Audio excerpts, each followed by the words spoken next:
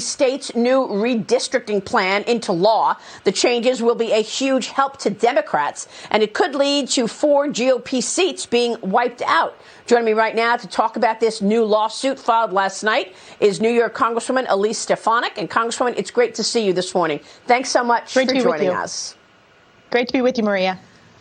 So here we are, 276 days away from the congressional races in November, and the Democrats are now doing redistricting. What is the impact to New York? This is the definition of gerrymandering. This is Albany Democrats and Washington Democrats putting their political, personal priorities over the will of the people. This is going to hurt all New Yorkers. What Democrats did was they outrageously gerrymandered multiple districts to protect their vulnerable Democrat incumbents because they know that the American people don't support their failed policies. Look no further than Jerry Nadler's gerrymandered district in Manhattan and Brooklyn, where any New Yorker, any American who looks at this district says this is not community of interest. This is not according to the Constitution in New York State, but also doesn't follow the rules of being compact or contiguous. While politically my district gets more Republican, it's important to put the people ahead of our political priorities, and that's not what the Democrats have done. But it shows their desperation, Maria. Well, it's pretty incredible to me that here we have the president and vice president polls dropping like a rock.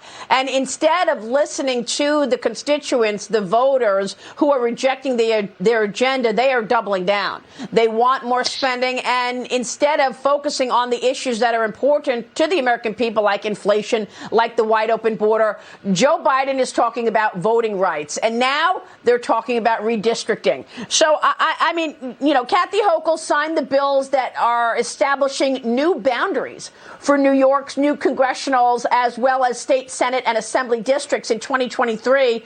She signed that last night. Where does this go from here? Who hears this case in terms of this lawsuit, and how will we find out how this plays out? What's the timing on it?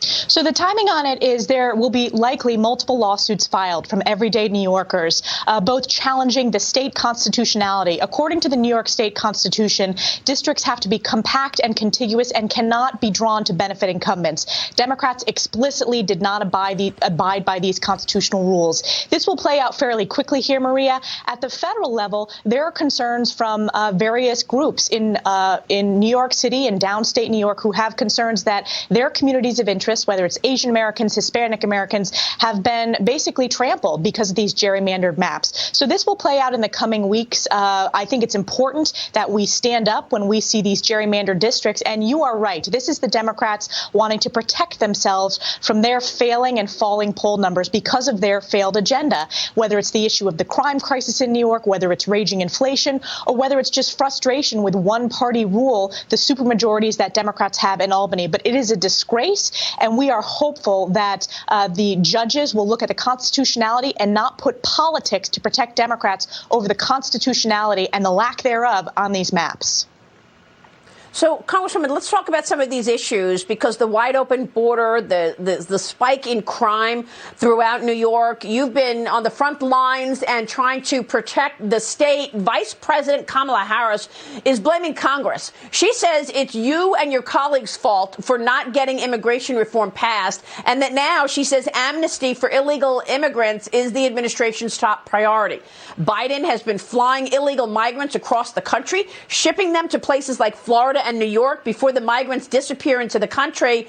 And Congresswoman, I know you've written a letter to Biden this week demanding that these secret flights stop. What can you tell us? Because Fox News has video that we shot in White Plains, New York from August of 2021 when we saw private jets transport migrants into a private airport in White Plains, New York. It should outrage every American. I know it outrages every New Yorker. The fact of the matter is that the border crisis is a result of Kamala Harris and Joe Biden's amnesty policies. They have changed the policies that were effective during the Trump administration.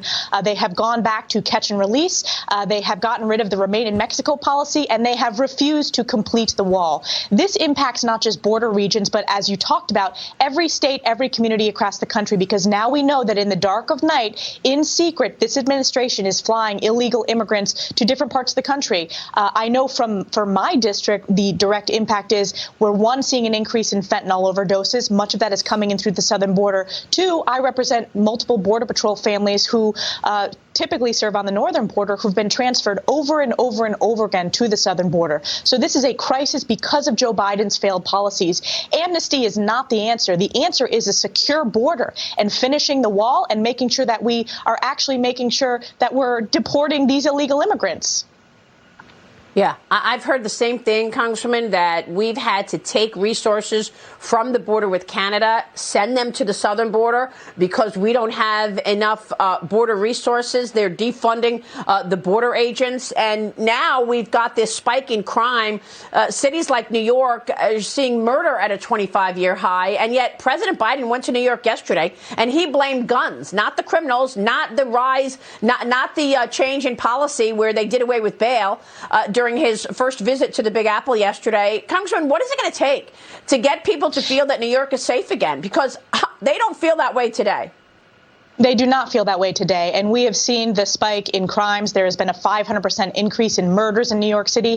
This is what happens when you defund 1/6 of the NYPD. And that's what, unfortunately, far left politicians and the far left mayor decided to do. I am glad that we have, finally a mayor that understands the importance of law enforcement.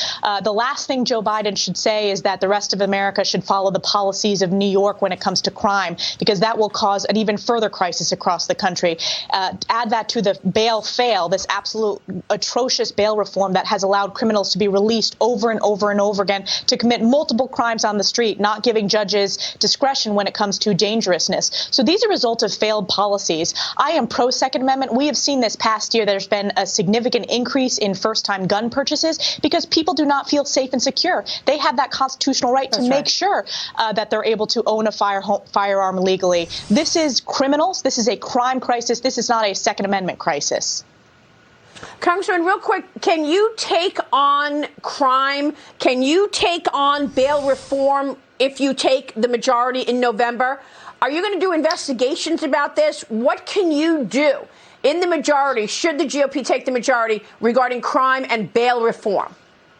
Absolutely, we are going to take this issue on. We will not provide funding when it comes to federal cops grants if you have bail reform. So a state like New York, if they want to access that federal funding, they need to make sure that they get rid of this absolutely failed bail reform proposal. We will make sure that we have oversight when it comes to, for example, the flights of illegal immigrants. There's going to be lots of subpoenas that are issued if the Biden administration refuses to answer those questions. So we will have robust plans when it comes to only providing federal funding to states that actually stand with law enforcement and stand for law and order, not these ridiculous DAs across the country who refuse to prosecute criminal actions. Well, this is really important commentary from the leadership of the GOP. Congressman, it's great to see you. Thanks very much. We'll be watching all of this as